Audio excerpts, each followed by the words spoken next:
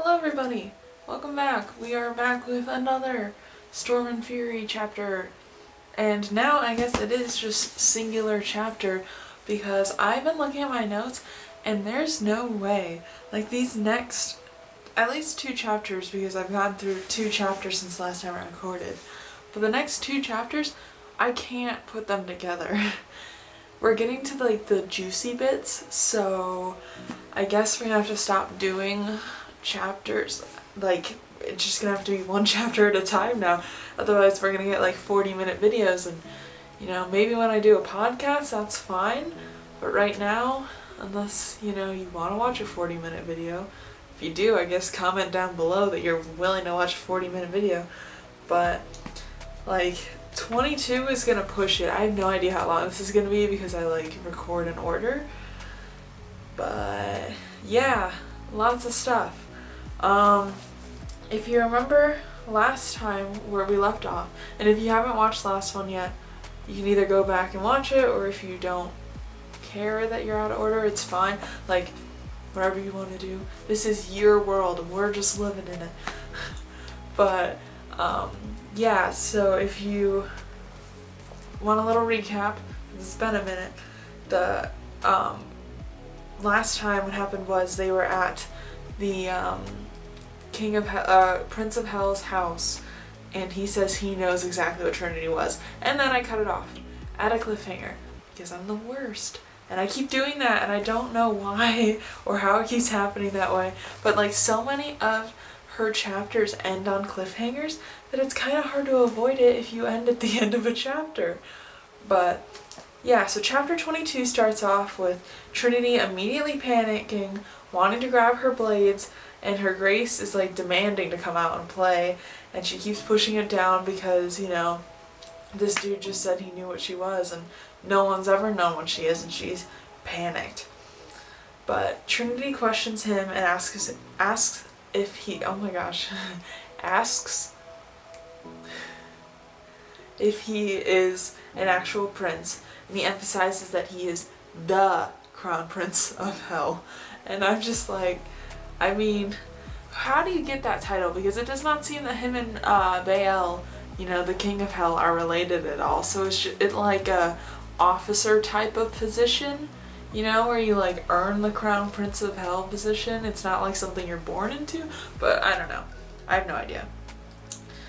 Zane was hoping that, and they call Crown Prince of Hell, instead of his actual name, which is like Agaroth or whatever it is, they call him Roth. So I'm just gonna call him Roth for the rest of the time, and just everyone remember, that's the Crown Prince of Hell, because I can't. That name is a lot. And I'm not good with names, so we're just gonna go with Roth. So Roth wouldn't mention the fact, Zane was hoping that Roth wouldn't mention the fact that he was the Crown Prince of Hell, because he didn't really want Trinity to find out, but yeah. Zane says that Roth is not that bad, to which Roth jokingly takes that as a compliment, because I guess they have like this weird fighting. Zane seems to have a weird fighting chemistry with every single character in the book. Like, I have not met one person that Zane is not jokingly fighting with. I mean, we don't really see his interactions with Des and Nikolai, but I'm thinking that they're pretty similar to his interactions with the rest of the human race, or demon warden race, because he doesn't seem to actually get along with anybody. But yeah, Ross says that that his compliment of Zane calling Roth not that bad does not change the fact that he is displeased that he brought that emphasized into his home. And when he says that, he is talking about Trinity here. And I just wrote down in my notes that I love this dynamic where Trinity is disgusted by the demons, but the demons are equally as disgusted by Trinity as she is of them. So it's kind of an interesting thing, because you're supposed to love angels, and everyone's supposed to, basically like, angels are always good and demons are always bad, but it's never really shown what demons think of angels, so I think that's definitely pretty interesting to see. that he's like, ugh, disgusting. And he thinks Angel's are the lowest of the low. Because, you know, who thinks of themselves as a bad guy in all actuality? No one. No one thinks they're a bad guy, even if they are a bad guy in someone else's mind. Oops. Zane says that Trinity isn't a threat to them, but Roth is nervous because someone named Layla is here. So we'll find out more about that in a second. Roth teleports so that he's no longer by Zane and Trinity when Layla comes in the room, and Layla walks in instead.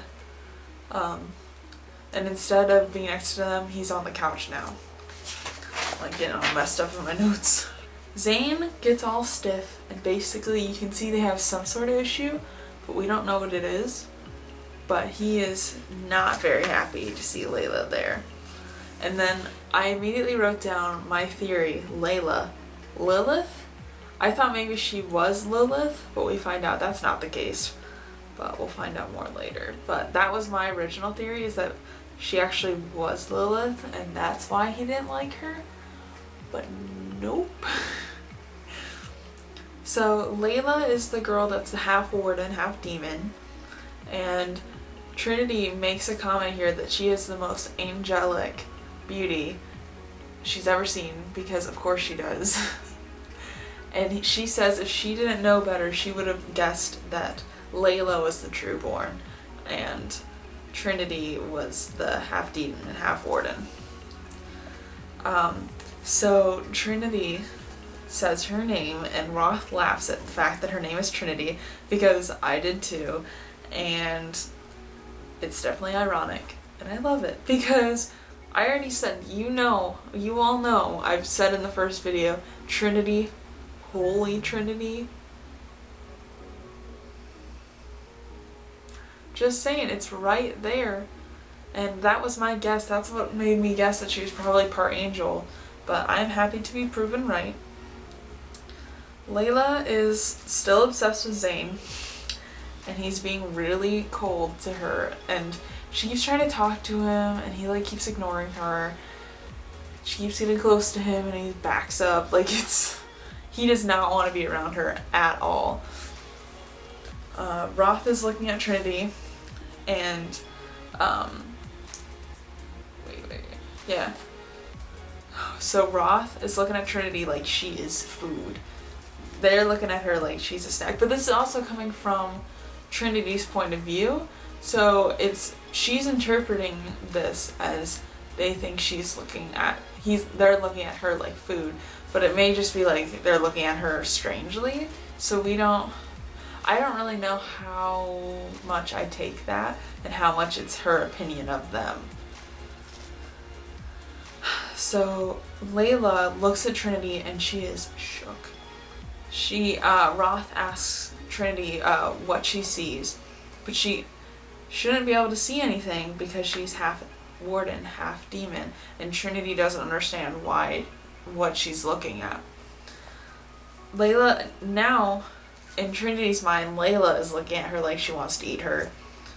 So, I still don't really know, though, how much of this is Trinity's opinion of what she's seeing, and how much of it's actually they want to eat her. So I'm not really too certain about that. I feel like they probably don't want to eat her, because Roth already made the mention that he thinks it's weird of demons to try and eat the trueborns or angels in any case. So I really don't feel like they actually want to eat her. But that's just my opinion. So we find out that Layla can see Trinity's soul, and she sees that it's pure white and pure black. How can one thing be two complete opposites?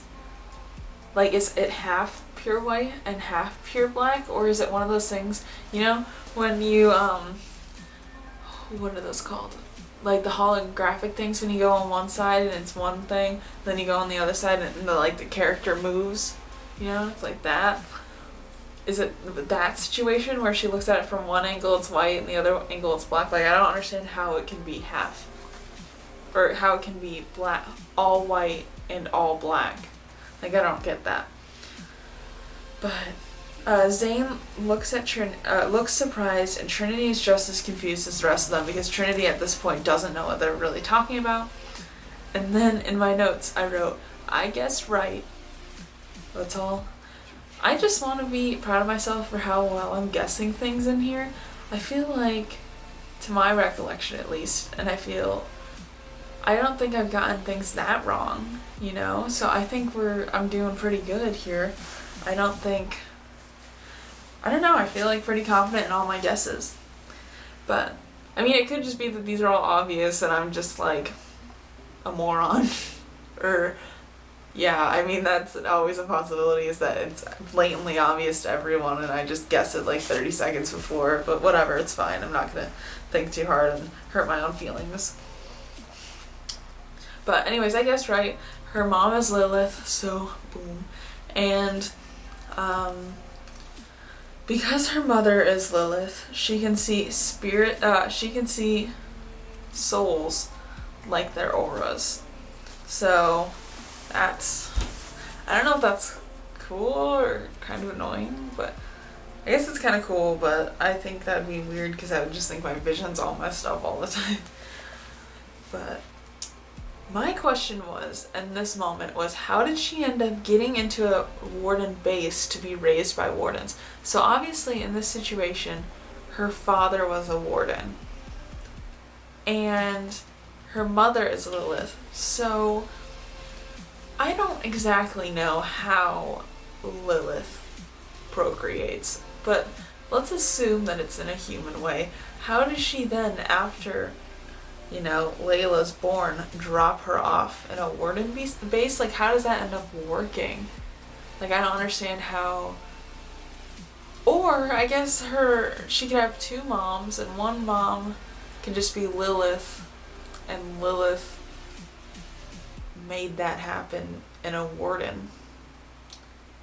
Could be like the Loki situation where Loki is someone's mom, but also someone's dad. I guess we got open options here. I just wonder if they'll ever explain it. I just don't understand how she would get into a warden base if they're going, like her dad was a warden. I just don't know how that would happen because, that means they would be dropping off a newborn and be like, hello, this is your child, take care of it, instead of like she being born on a warden base, which would be drastically easier. I don't know. Hopefully they'll explain that because I'm not really sure how that would happen. So we do find out, though, that demons don't have a soul. So that's a thing.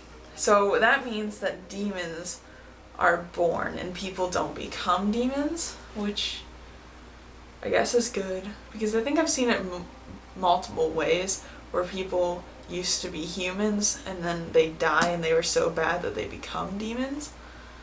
So I don't know. I guess it's better that they were never human in the first place so they can be different types of people, well, people, but they can be caring and not horrible and still be a demon. I guess that's why that's the way it is, and then they wouldn't have a soul just because they were never made with a soul, I guess. Yeah. But the worst of a human are the darker your soul is, which is kind of implied, but I thought I would mention it anyways. And Trinity's soul might be part black because of the sins of her father for hooking up with a human.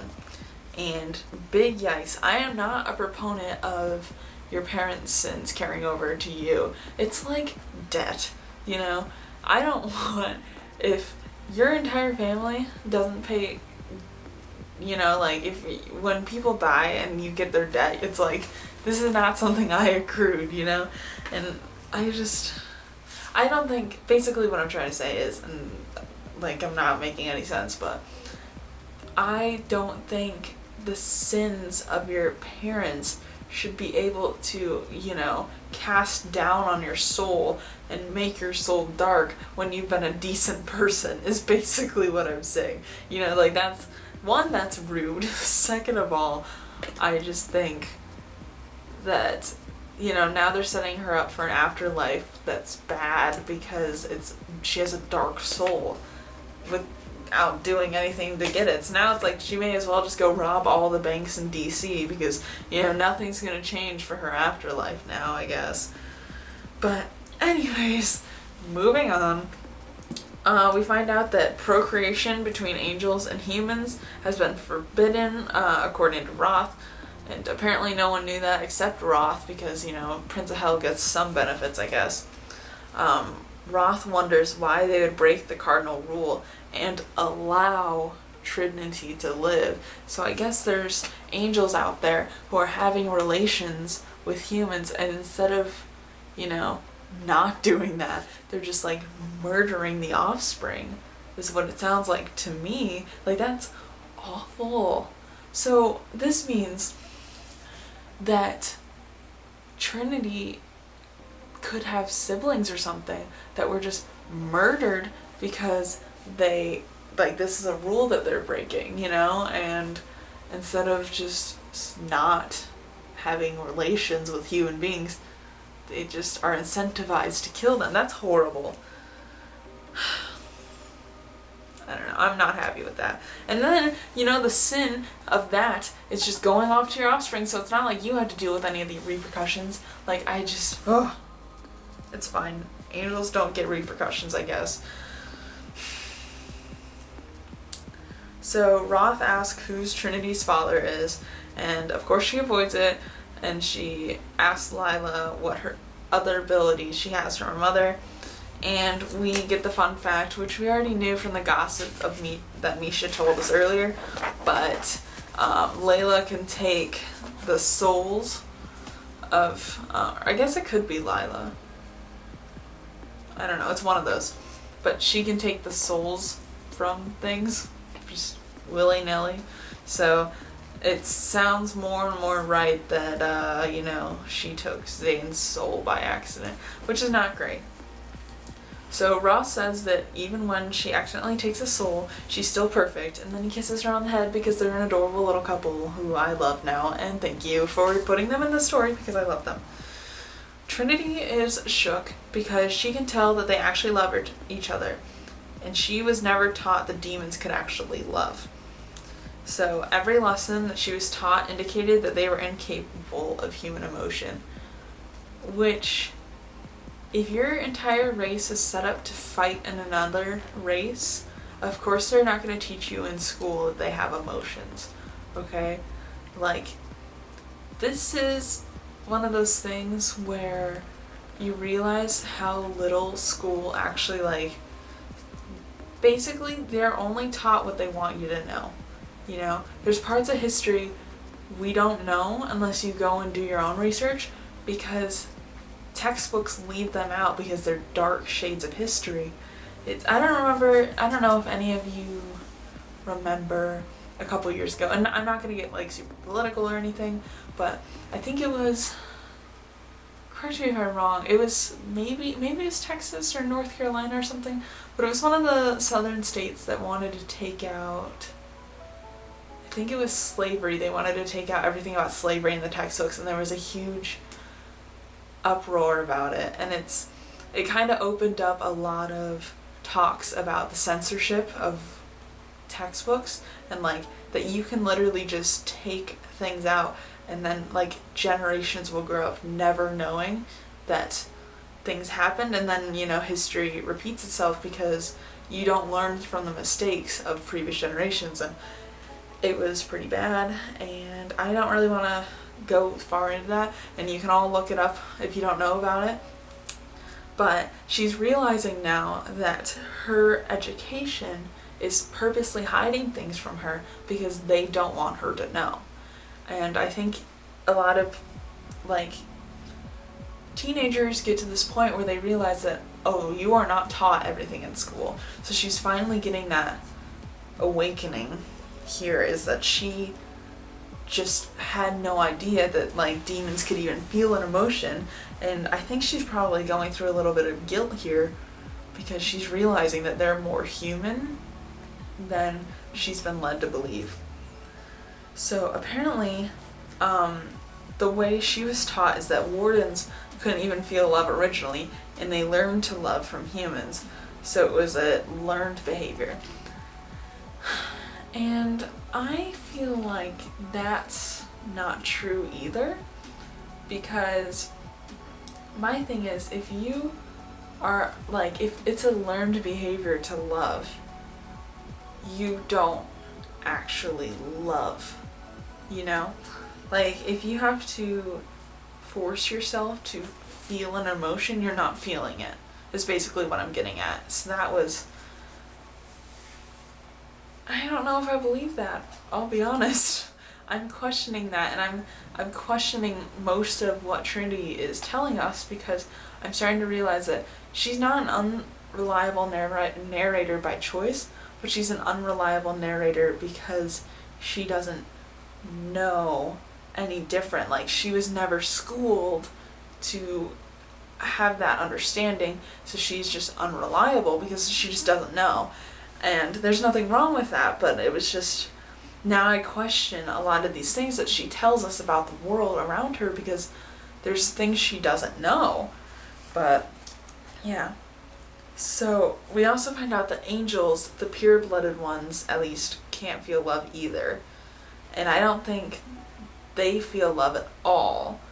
It seems like only wardens are the ones that learn to love it, to feel love from humans. So yeah, I don't know. But I'm now realizing we're at 21 minutes already, and I think I should probably cut it here, because I don't want to give you guys a 40-minute video and I will have guilt if I do. So I am just gonna keep recording this video after, and I will just post them close together.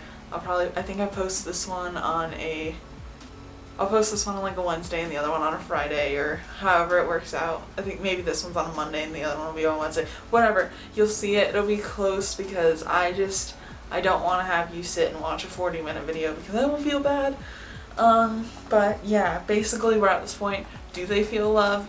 What is love? Baby, don't hurt me. Anyways, yeah, so thanks for watching, everybody.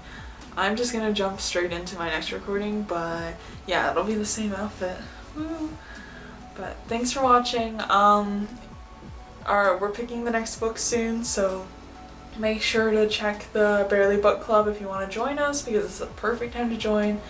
And then if you like me and my tangents, I guess, make sure to go and check out barelybookish.com. I got all my reviews and everything on there. And yeah, subscribe, like, comment, tell me what's up, what's happening. But yeah, alright, bye!